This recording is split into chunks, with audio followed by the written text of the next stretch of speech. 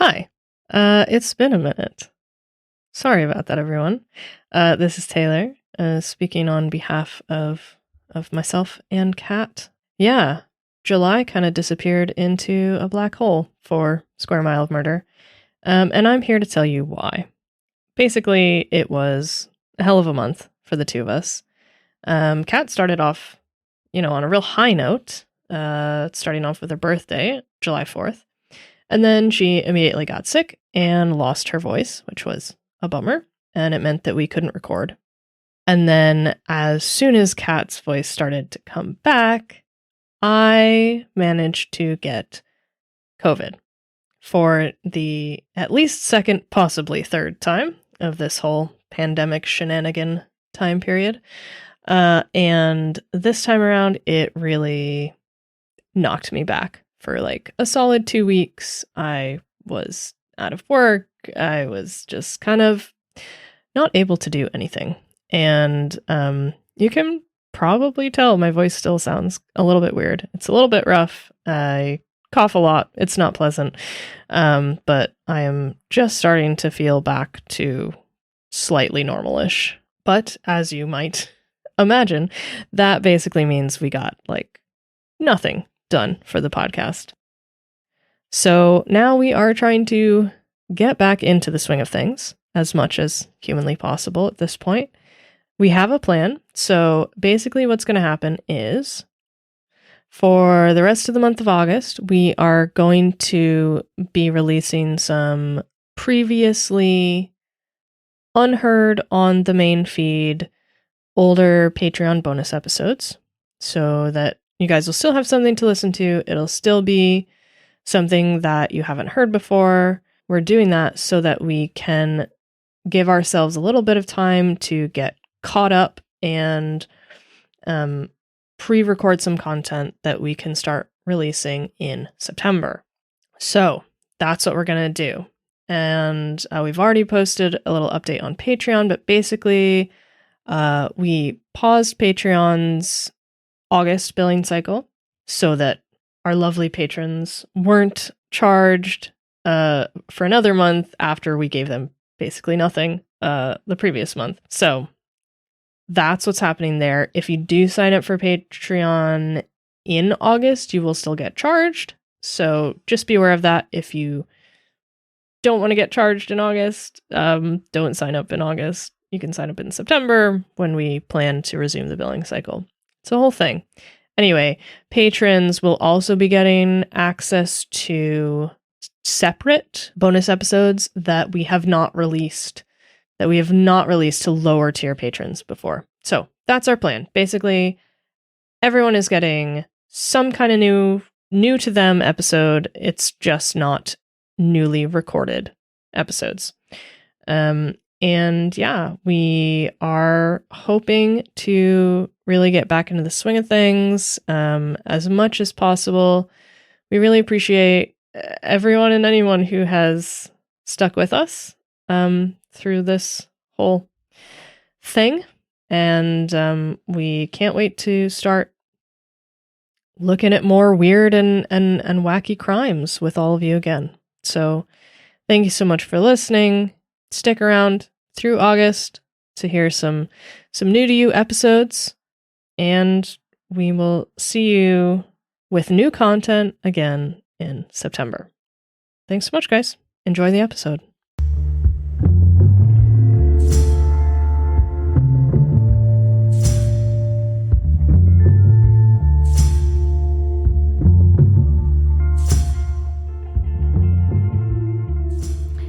Hi everyone, I'm Kat. And I'm Taylor, and welcome to another Square Mile of Murder bonus episode. And this week, we've got another dive into the history books for you, as we are so wont to do. So let's get into it. We may as well just be a history podcast at this point. I know. It's just so fun. Yeah, they are really interesting cases. Yeah. So for 16 years, New York City was under attack by a serial bomber. In the 1940s and the 1950s, the Mad Bomber as he would come to be known as. There's a lot of as's in that sentence. Anyway, the Mad Bomber placed dozens of bombs around New York City in theaters, businesses, train stations, and libraries, and all kinds of places. The bombs left the entire city on edge for years as the police desperately searched for their creator. Now, thanks to some smart thinking by investigators, the Mad Bomber case used one of the very first criminal psychological profiles created by a psychiatrist and opened the door for an entirely new investigation technique. Exciting. Yeah. Like, genuinely exciting. Yeah. It's not me being sarcastic. For once. It's not sarcastic. The first bomb was planted on a windowsill in the Consolidated Edison Power Plant at 170 West 64th Street on November 16th, 1940. The bomber left a note reading, "Con Edison crooks, this is for you. There is no shortage of powder, boys." Signed, FP. Is that like FP from Riverdale? I don't think so. Not in this case. Shame. The first bomb was a crude device made of brass pipe and gunpowder with an ignition mechanism that used sugar and flashlight batteries. It was put inside a wooden toolbox before being left on the windowsill. The bomb was discovered before it detonated. That's always good. Yes. So we should probably give a little bit of background about Consolidated Edison, since our bomber seems to have had it out for the company. Consolidated Edison Inc., commonly known as Con Edison or Con Ed, is one of the largest energy companies in the US. The company was founded in 1823 as the New York Gaslight Company. Oh, I've heard of that. How much did you know about British energy companies before you moved here? None. Exactly. I still don't. Scottish Power. You just give them your money. That's what I have. Just give them money every month and hope everything works. Yeah. Yeah. So the New York Gaslight Company, later known as Consolidated Gas, and in 1901, the company purchased the Edison Illuminating Company. By 1936, electricity sales were vastly outpacing gas sales, so the company changed its name to Consolidated Edison. There are several subsidiaries of Consolidated Edison, including Consolidated Edison Company of New York, Incorporated, which is a utility company that provides electric and gas service throughout New York City and Westchester County, and steam service in Manhattan. And basically, if you live in New York City or the surrounding suburbs, you're familiar with Con Ed for better or worse. I certainly was when I lived there. Speaking from experience. Oh, yes. Just like constant issues. And after Hurricane Sandy, one of Con Ed's power plant locations was destroyed. And so it left a lot of the city without power for like months. Or at least without reliable power. Yeah. So you'd have been in New York City during Sandy? Yeah, I was evacuated out of our apartment building. We were just in the corner of the evacuation zone, and when I came back, we didn't have heat for a week. And we lived down in the financial district, and just across the street from us was South Street Seaport, which was completely wiped out by the hurricane. And by the time I moved from New York a year and a half later, it still hadn't recovered. So, oh wow, Sandy was bad news. But yes, so I've had my fair share of encounters with Con Ed. And I'm happy to leave them behind, let's just say. But back to our bomber. This first bomb left at the Con Ed power plant was just the start. In September, a bomb with a similar ignition mechanism was found in the street 5 blocks from the Con Ed headquarters at 4 Irving Place in Manhattan. Now, this bomb didn't include a note and it didn't explode, just like the first one. The police thought that maybe the bomber had spotted a police officer and had dropped the bomb without setting its fuse. And then, so that was September 1941.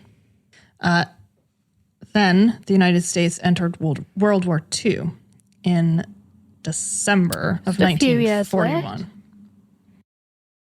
What was that? Did I say that out loud? Yeah. Nothing. A few years too late. Yeah. I mean, yes, there is that. Would I say a thing like that? Never. But yeah, so in December 1941, police received the following note, which was written in block capital letters. I will make no more bomb units for the duration of the war. My patriotic feelings have made me decide this. Later, I will bring the Con Edison to justice. They will pay for their dastardly deeds. Again, signed FP. Right, so this dude is happy to like bomb his country while they're not at war, but when they are at war, he's like suddenly really patriotic. Yeah. That's the gist, right? Yeah. Yeah, okay, just checking. I'm keeping up. It's fine. You just don't think too hard about it. Okay. So That's my sweet spot.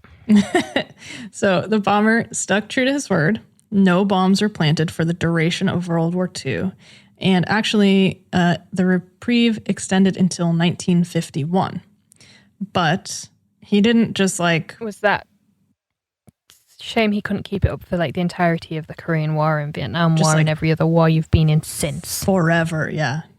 No, he had to go back to bombing. You know how it is. So you love bombing so much and you can't leave it behind forever. But he wasn't just twiddling his thumbs between 1941 and 1951.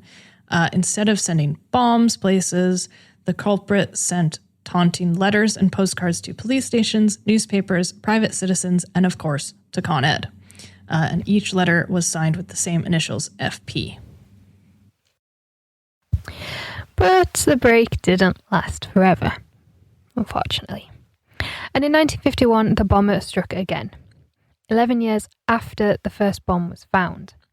On March 29th, a bomb exploded in Grand Central Terminal, one of New York's biggest, busiest train stations. What's the other one? Penn Station. Penn Station, yeah.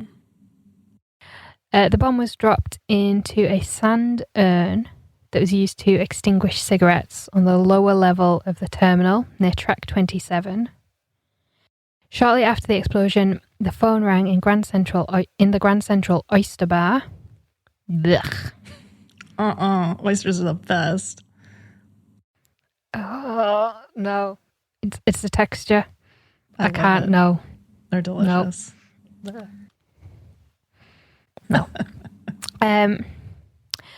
Yeah. Phone rang at the Grand Central Oyster Bar, which is on the same level. On the other end of the line, a man asked in a slightly accented speech, was there much damage? Nobody was harmed by this third bomb. Again, thankfully. Yep. Throughout 1951, the bomber continued his work. In April, a bomb exploded in a telephone booth in the New York Public Library without injuring anyone. In August, one exploded in a phone booth in Grand Central. He planted a bomb that exploded in a phone booth outside the Con Ed's headquarters at 4 Irving Place. And he mailed one to Con Ed from White Plains, New York. The bomb didn't explode. Then, on October 22nd, the New York Herald Tribune received a letter, again in all caps, that read, "Bombs will continue until the Consolidated Edison Company is brought to justice for their dastardly acts against me. I have exhausted all of the means. I intend with bombs to cause others to cry out for justice for me."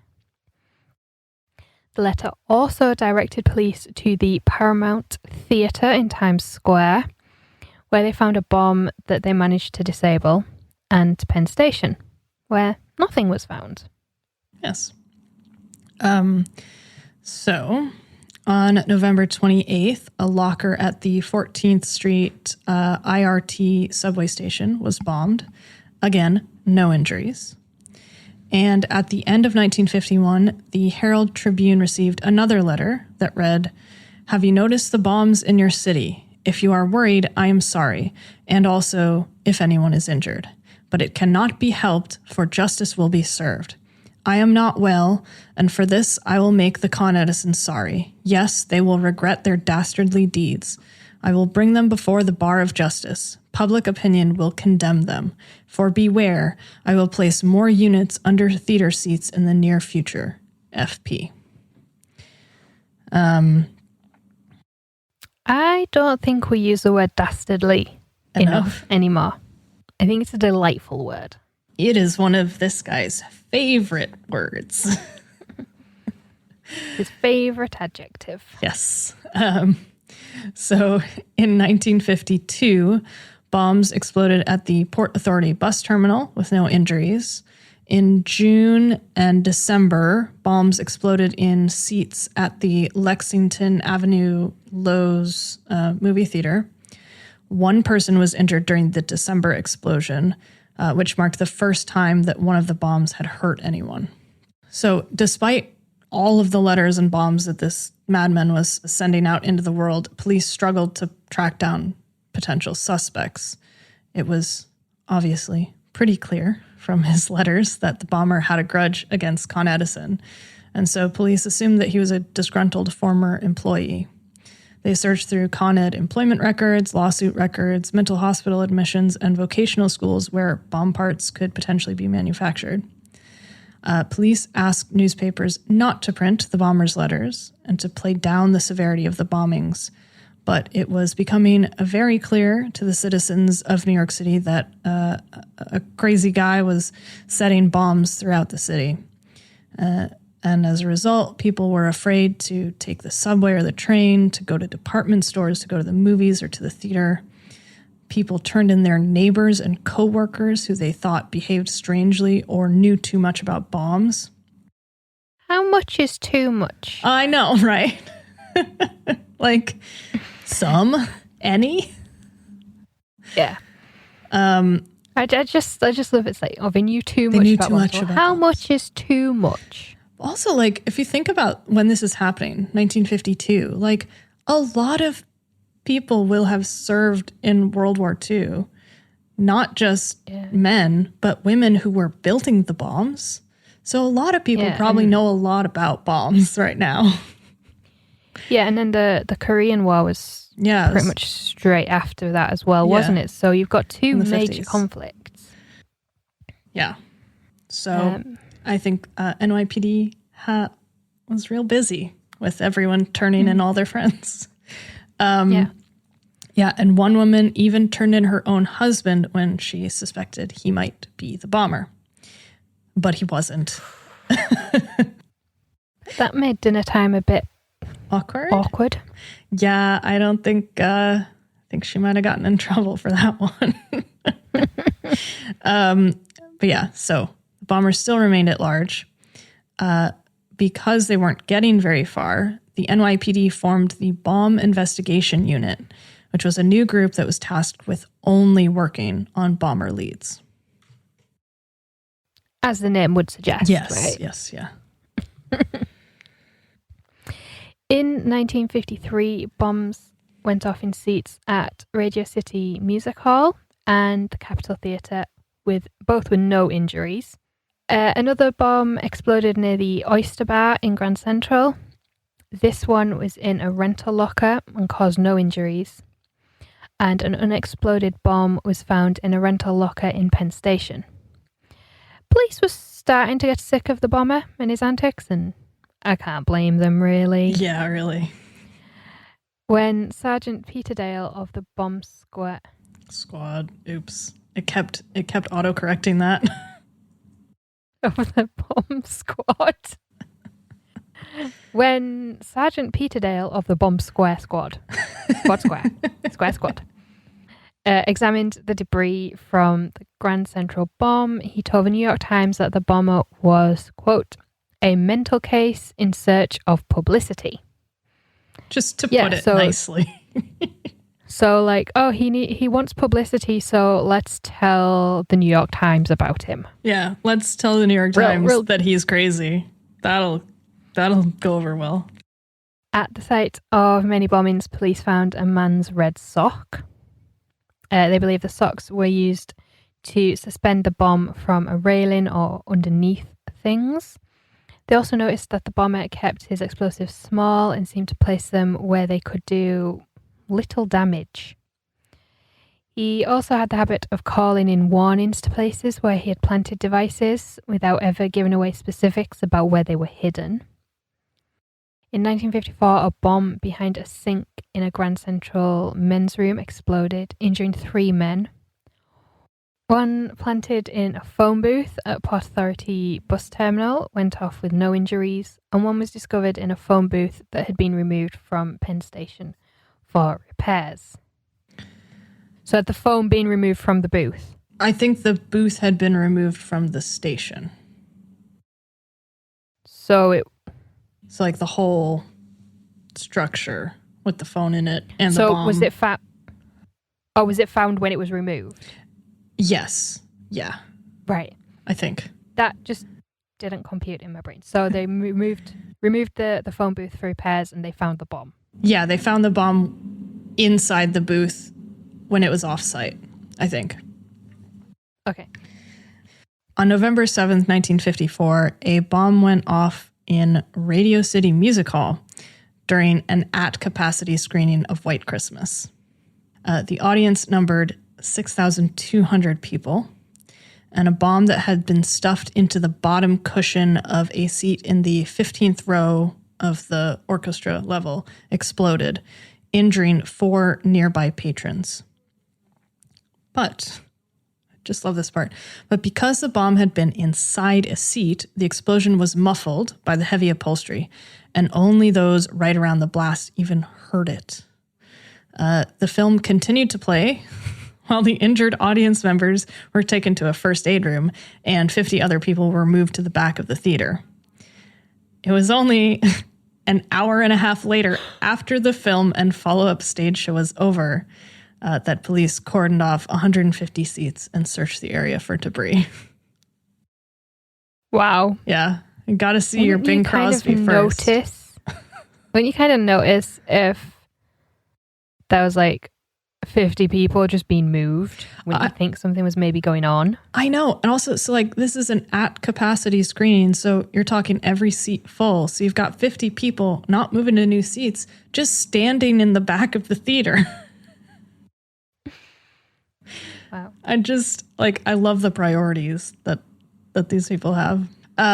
So if you're keeping count, and I think this is correct, we are now up to 20 bombs. I could be wrong. I did a quick finger count when I was writing this, but I haven't been counting, so I don't know. It's a lot.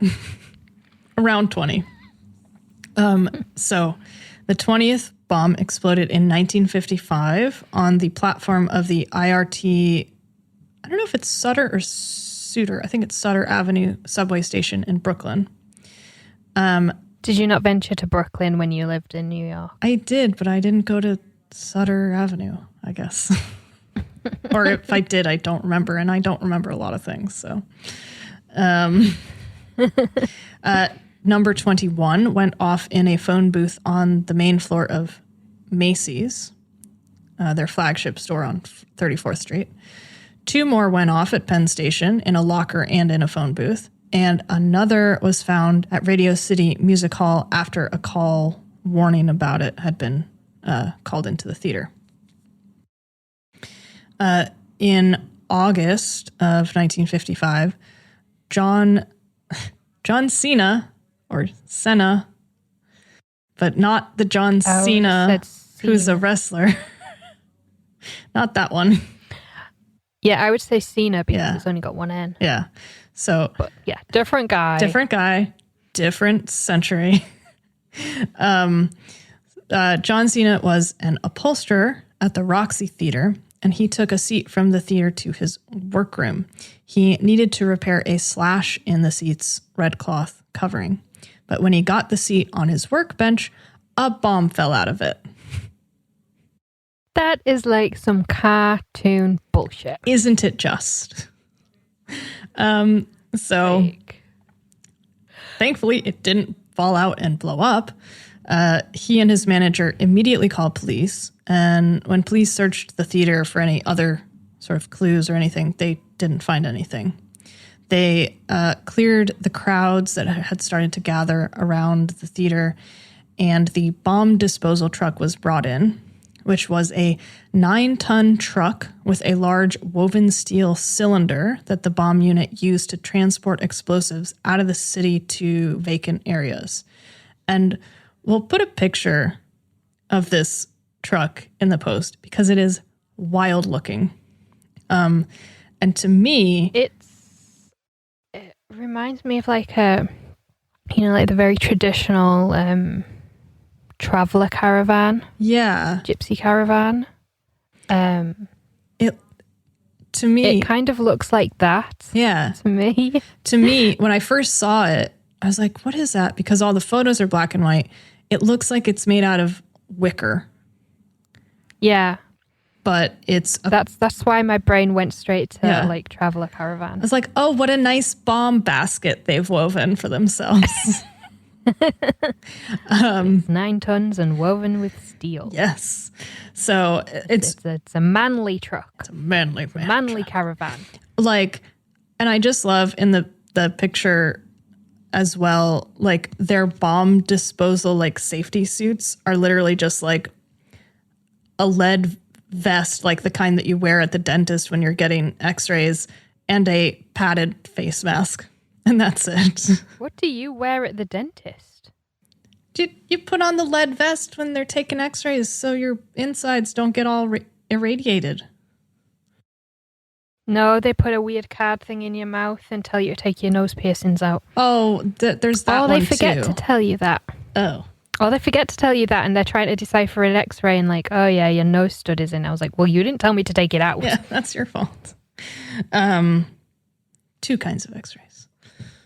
But yeah, so we'll put that picture in because it's pretty cool if you're interested in sort of steel wicker engineering. They brought that in.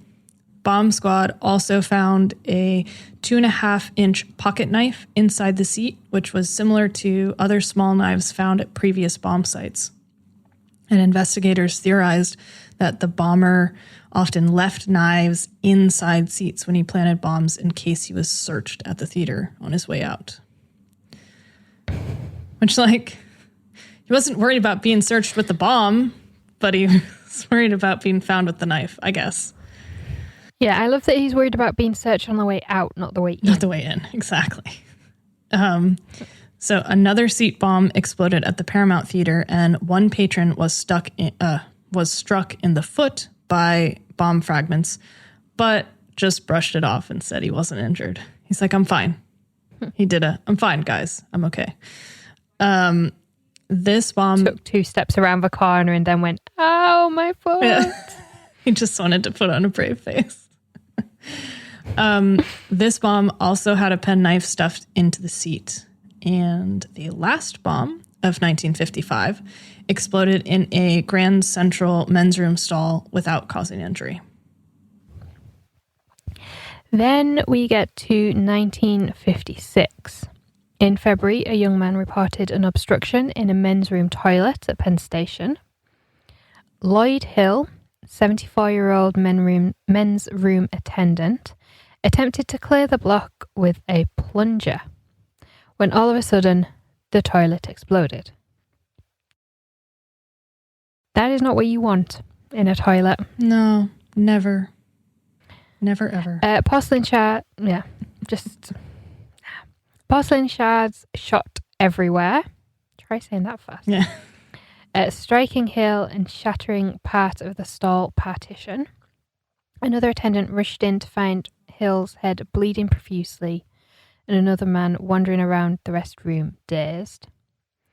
Hill was taken away in an ambulance with severe injuries. Police found a sock in the watch frame along with metal fragments and immediately connected with the previous bombings. And at this point, the NYPD had over 30 detectives, including bomb squad members, investigating these explosions. They must have had one each by this point. Yeah, really. Like everyone claim a bomb.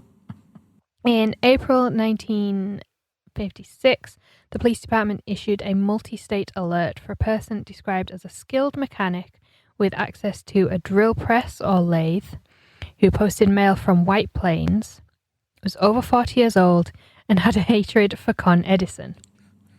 They also issued a flyer picturing a homemade pipe bomb similar to the bomber's handiwork.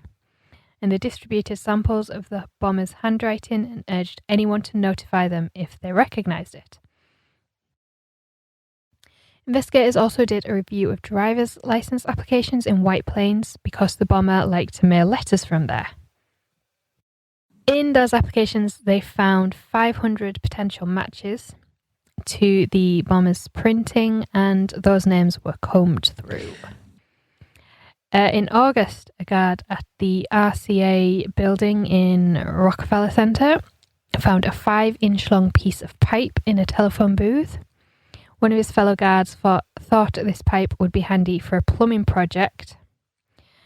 So he took it home on the bus to New Jersey, and the next morning it blew up on his kitchen table. Thankfully, nobody was hurt. I love the thriftiness. Yeah. Like, oh, there's a piece of pipe. And that'll be good. Yeah. I know what that'll be good for. I can use that. Oh, my family are exactly the same. I'm exactly the same. But it's just like, oh, this time it was a bomb.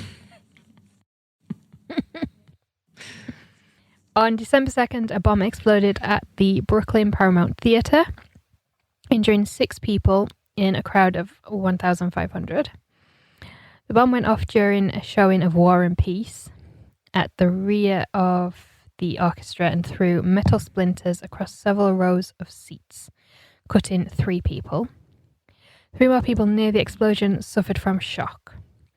Investigators believe that this bomb was a shift in the bomber's tactics because there was no warning phone call before the explosion. So the increased press attention after the Paramount Theater bombing brought the heat onto the police department for, not finding the guy who's been bombing everyone for the better part of 2 decades. So I can understand that. Yeah. So in response, Police Commissioner Stephen P. Kennedy ordered, quote, the greatest manhunt in the history of the police department. He called the bomber's crimes, quote, an outrage that cannot be tolerated, and promised a promotion to any cop who captured the bomber. Then, on Christmas Eve, a New York Public Library clerk dropped a coin in a phone booth. As he bent down to pick it up, he looked up and saw a maroon sock held to the shelf in the phone booth with a magnet. Inside the sock was an iron pipe with threaded caps on each end. And after asking his coworkers what to do, he threw the device out the window into Bryant Park. I'd have left it where it was and just phoned the police. Amen. Wouldn't have thrown it into a park. Although, if the park's empty, that's probably the best place to throw it. Yeah. But still. The bomb squad did show up, and more than 60 police officers showed up on the scene. And this was the 32nd device left by FP, but the police still didn't know who the heck he was. But this guy needs to get a better hobby. I know. But one man wanted to change that. Captain Howard Finney, who was the head of the bomb investigation unit, decided that the NYPD needed to try a different approach. So on December 6th, 4 days after the Paramount Theater bombing, he and 2 other detectives headed off to visit James A. Brussel, who is a psychiatrist who had experience working with both criminals and patients with mental health conditions. Finney brought with him a huge bag of evidence from the bombings to Brussels' office at the Department of Mental Hygiene. He hoped that Brussels could deduce some defining characteristics of the bomber from the explosives planted and the letters that he wrote. So police already assumed that the bomber was suffering from some sort of mental illness, so Finney wondered if Brussels could tap into the criminal's psyche. And no police department had ever really tried this before. I was going to say, this is like pre-Mindhunter as well, isn't it? Yes. So yeah, this is the 50s. it's a very, very new yeah. technique that they're asking of, really. Totally new concept, really, in criminal investigations. Apparently, there were some very, very early criminal profiles, including one in the Jack the Ripper case. But in the grand scheme of things, this didn't really happen. Yeah. So Brussels refused to help at first, citing his busy schedule and his reservations about testing his profiling techniques on such a high-profile case. But in the end, he couldn't resist taking part in the biggest manhunt in New York history. And I can't blame him. That is just everyone's calling, really, Yeah. isn't it? Like, that's pretty enticing if that's your job, you know? So psychiatrists usually learn about patients and then consider how they might react to difficult situations. But Brussels tried working backwards by evaluating the bomber's behavior to learn what kind of person he was. And he called this technique reverse psychology, but today we call it criminal profiling. And we call reverse psychology something else now. Yes. Brussels was an enigmatic figure, to say the least. He was loud, animated, and quick-witted. He wore a thin, pencil-thin mustache. He had written an operetta and was known to make crosswords and meticulously drew the grids for them himself. By all accounts, he was also a drug addict. And what's the phrase about genius and lunacy? Go hand in hand. Bordering on one another. A lot of people compare him to Sherlock Holmes, like drug addict. I can see that. Beautiful mind, all that shit. So, but despite all this, he was brilliant, and he was, in fact, exactly the man that the NYPD needed. After combing through the evidence Finney showed him, Brussels began to put together a picture of the man who was terrorizing New York. He told Finney that the bomber was a textbook paranoid schizophrenic. Paranoid schizophrenics often worry that people are controlling them or plotting against them. They're antisocial and consumed with hatred for their imagined enemies. Anger towards their enemies also doesn't fade like most people's anger or grudges tend to. He noted that paranoid schizophrenics generally don't become fully symptomatic until the age of 35. So if the bomber had been 35 when he planted his first bomb in 1940, he'd have been in his mid-40s or older. So they were looking for a man because most bombers are men. His profile continued, saying the man they were looking for was precise, neat, and tidy, based on the presentation of his letters and the bombs. Brussels theorized that the bomber would be of Slavic origin because bombing was popular in Middle Europe, and was the use of knives in crime, and the bomber used both. Yeah. That's interesting. Yeah. He also guessed that the man would be an immigrant to the US, or at least living in a largely immigrant community, based on the formal tone of his letters. Brussels believed the letters were first written out in another language and then translated to English.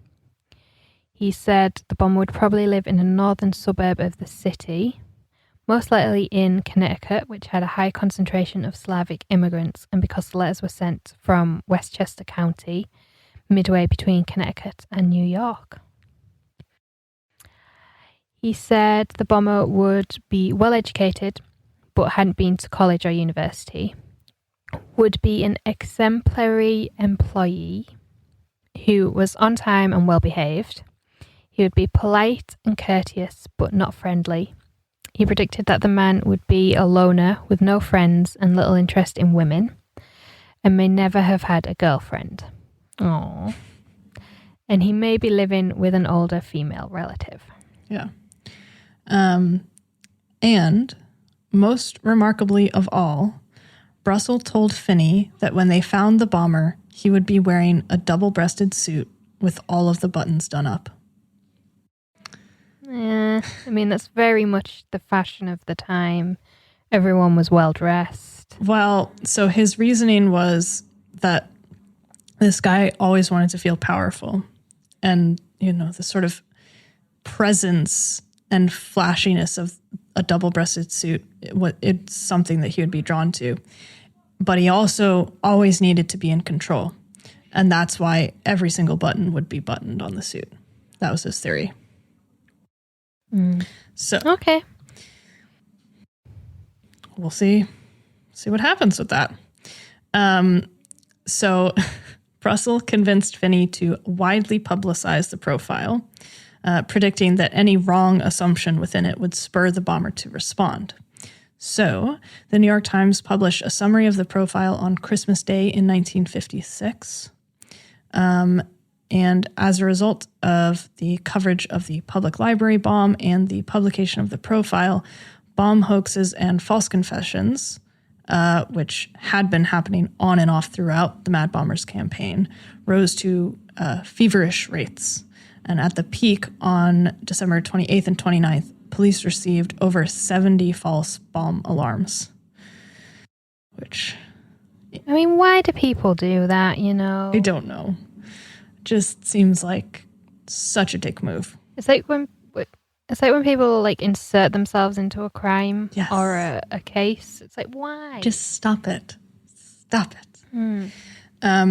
The day after the profile was published, the New York Journal American published an open letter put together with help from the police, urging the bomber to turn himself in. They promised a fair trial and offered to publish his grievances. And the bomber wrote back the next day, saying that he would not. He's prompt. very courteous. Yes. Yeah. Well, he's Very much. courteous. Oh, yes, I must reply immediately. Yeah, he's courteous but not friendly, remember? Well, of course. So he wrote back and said that he would not be turning himself in, and he wanted to, quote, bring the Con Edison to justice. He listed all the places he had planted bombs during that year, and he even seemed concerned that not all of them had been found. He noted that the bombs found at the public library and at the Paramount Theater had been planted months before their discovery. He wrote, quote, placing myself in custody would be stupid. My days on earth are numbered. Most of my adult life has been spent in bed. One consolation is that I can strike back, even from my grave, for the dastardly acts against me.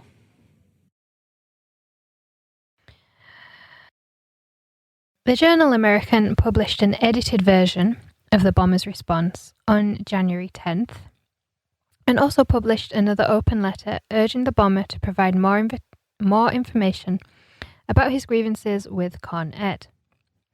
The bomber responded by giving more details about his bombs as well as why he hated Con Ed so very much. He wrote, I was injured on job at Consolidated Edison plant. As a result, I am adjudged, totally and permanently disabled. He wrote that he had to pay his own medical bills and that Con Ed had blocked his workers' compensation case. Continuing. When a motorist injures a dog, he must report it. Not so an injured workman. He rates less than a dog. I tried to get my story to the press. I tried hundreds of others. I typed tens of thousands of words, about 800,000. Nobody cared. I am determined to make these dastardly acts known. I have had plenty of time to think. I decided on bombs.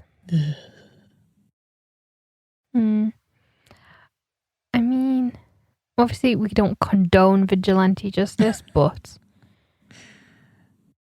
Sounds like you've got to do something to get your attention. Yeah. Get attention to your case, but bombing an entire city is not the answer. Yeah, probably. There are probably other ways to go about that. The newspaper asked again for more details of his compensation case, and the bomber responded again. The paper received his letter on January 19th. This third letter described his accident and that he had been left lying on the cold concrete for hours, with nobody giving first aid for his injury. He said he had developed pneumonia and tuberculosis after the accident. He wrote about the compensation case he lost and the co-workers who he claimed perjured themselves. He also gave the date of his accident as September 5th, 1931. He also thanked the Journal American for publishing his letters and promised the bombings would never be resumed. Well, see, he just wanted to vent. Just wanted someone to talk to, really. While all this was going on, Consolidated Edison clerk Alice Kelly was already hard at work. She'd been tirelessly searching through workers' compensation files for the bomber. On Friday, January 18th, 1957, she was searching through a batch of, quote, troublesome case files, cases where threats had been made or implied, and she found a file marked in red including the words injustice and permanent disability, which were words the bomber had used in his Journal American letters. So who did this file belong to? Well, the file belonged to George Metesky, who had been an employee at Con Ed from 1929 to 1931 and had been injured in a plant accident on, you guessed it, September 5th, 1931. In the file were several more letters with similar wording and phrases to the bomber's letters. So Alice Kelly immediately contacted police, who received the call at about 5 p.m. Metesky lived in Waterbury, Connecticut, and NYPD asked the Waterbury police to do a discreet check at his address that night. And initially, they treated the tip as just sort of one of a number of promising leads that they were following up. So that was January 18th. January 18th.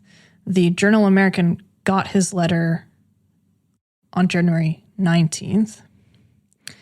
Then on Monday, January 21st, 4 NYPD detectives and Waterbury police officers arrived at George Metesky's house with a search warrant a little before midnight. While they were there, they asked him for a handwriting sample and to make the letter G, which had been distinctive in the letters. So he wrote the G and then looked up at the detectives and said, "I know why you fellows are here. You think I'm the mad bomber." Detectives then asked what FP stood for, and Metesky replied, "FP stands for fair play."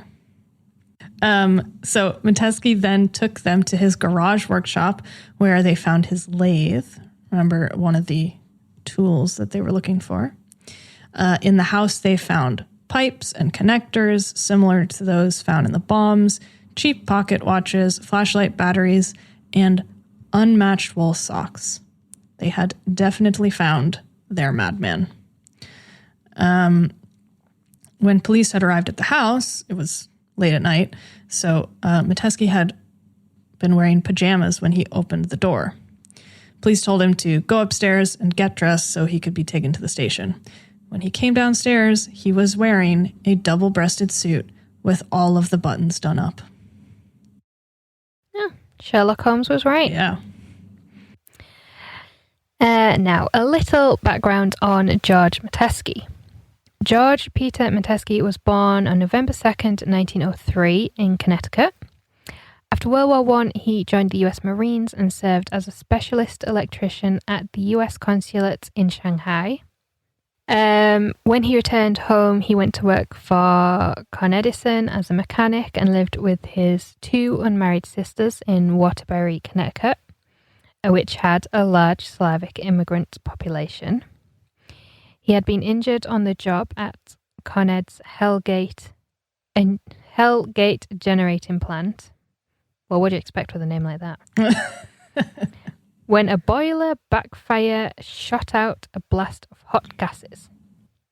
The blast knocked Metesky to the ground and fumes filled his lungs. The accident left him disabled, and after collecting 26 weeks of sick pay, he lost his job. His claims for workers' compensation were denied because, according to Con Ed, he had waited too long to file them. 3 appeals were also rejected, the last of which occurred in 1936. During interrogation, he gave the police a list of 32 bomb locations and remembered the exact date when each had been placed, as well as the bomb's size. He also gave the police a surprise when he told them that he had planted 15 other bombs at Con Edison locations that had never been reported. Metesky said that when his early bombs hadn't been reported in newspapers, he started planting them in public places to gain more publicity for the injustices that had been done to him. He also confirmed that he had abstained from planting any bombs during World War II for patriotic reasons. A grand jury was convened and heard testimony from 35 witnesses, including police experts and those injured by bombs. The grand jury indicted him on 47 charges, including attempted murder, damaging a building by explosion, maliciously endangering life, and violating New York State's Sullivan Law by carrying concealed weapons.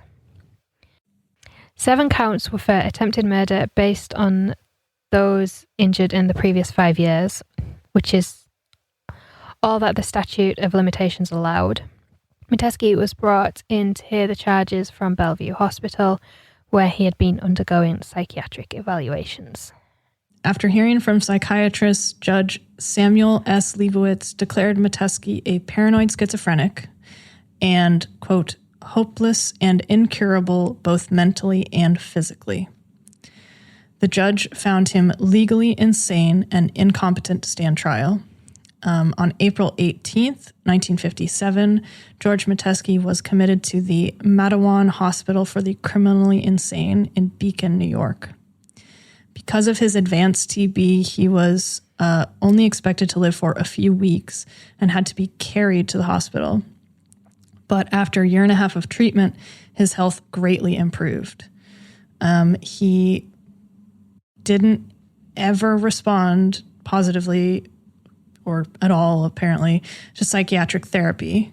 But by all accounts, he was a model inmate and didn't cause any trouble during his incarceration.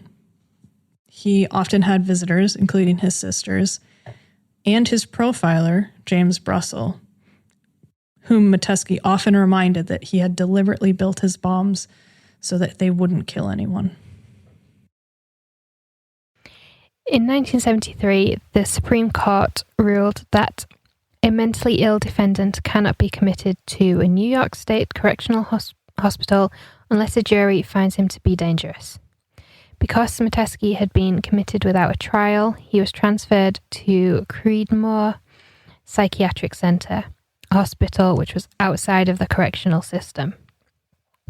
There, doctors determined he was harmless, and because he had already served 2/3 of the maximum sentence of 25 years he could have received at trial, they decided to release him. He was released on December 13th, 1973, on the condition that he regularly visited the Connecticut Department of Mental Hygiene clinic near his home. He returned to his home in Waterbury, where he lived until 1994, when he died at the age of 90. James Brussel had pulled off what seemed like a magic trick by creating his highly accurate criminal profile. He went on to publish a book in 1968 called Casebook of a Crime Psychiatrist that detailed his profile and approach.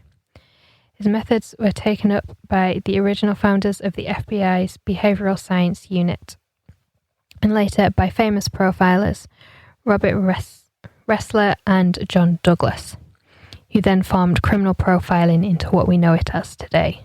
Years later, it was discovered that Con Edison had withheld employee records from the police for years, seriously impeding the progress of the investigation. The investigators only learned of the records' existence on January 14th, and even after police sent formal requests for the records, Con Ed demurred, saying that they were legal documents that couldn't be consulted by just anyone. But it is the police asking. It's not like an FOI. It's not even an FOI request. It's literally the police, and they went through all the proper channels, and yeah. So the president of the company later called this a, quote, misunderstanding. I'm sure, dude. It's like everything. Oh, it was just an admin error. Yeah. It's like the new track and trace app. Yeah. Serco, who've developed it, accidentally sold the information of the testers for that app. Hundreds of people accidentally had their data sold. Jesus Christ. Yeah. Due to an administrative error. It's a misunderstanding. No, you did it on purpose. Yeah, exactly. For your own ends. Exactly. So that happened. Alice Kelly, the clerk who found Metesky's file, was offered the $26,000 reward that had been promised to anyone who found the bomber. But she denied the money, saying she had just been doing her job. Yeah, well, this is a good payday then, love. I know, right? It's like, take the money, girl. Your employer clearly isn't going to have your back in the future. Just take the money and run. Yeah. Go on a nice vacation. Need a little nest egg. Yeah. Yes. So that is the story of New York's Mad Bomber and the terror he brought to the Big Apple for 16 years. So what do we think? It's a difficult one because, of course, you can't condone vigilante justice. But if you've exhausted every possible avenue, what other way do you have to do it? And I mean, arguably, it would have been, some sort of response to the early. If you decided to go down that route, you would have just, after publicity for the first few bombings, then write your letters. Don't keep doing it for 16 years. Yeah. That's the thing. What's so interesting to me as well is that all it took was one open letter in the newspaper for him to start spilling his guts. So yeah, I don't know why they didn't try that before. Yeah, that's the thing. I mean, obviously hindsight is 2020 and all the rest of it, but yeah, that's all it took was one newspaper or one publication responding to him.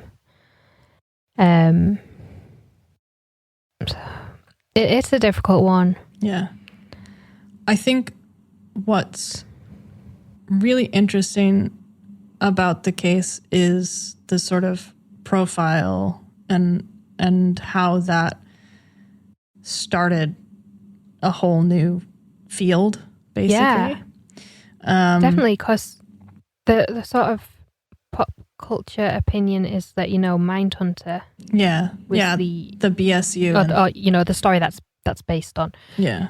Was the original when it came to offender profiling, which, it was in terms of serial killing. Yes.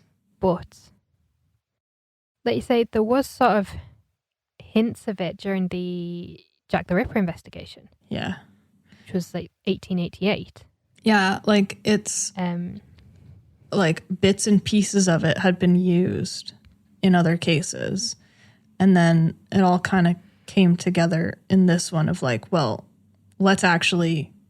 let's create the image of who we think is doing this. Yeah. That is really interesting. It is incredible, right down to, the buttoned up jacket. The suit.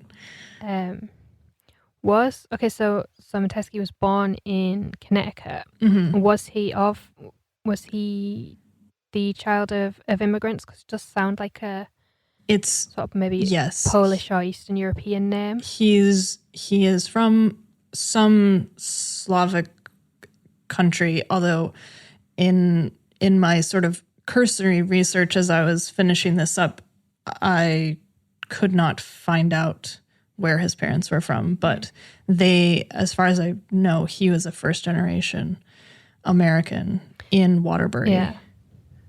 So his parents would have immigrated from Immigrants, Eastern Europe. Eastern Europe, yeah.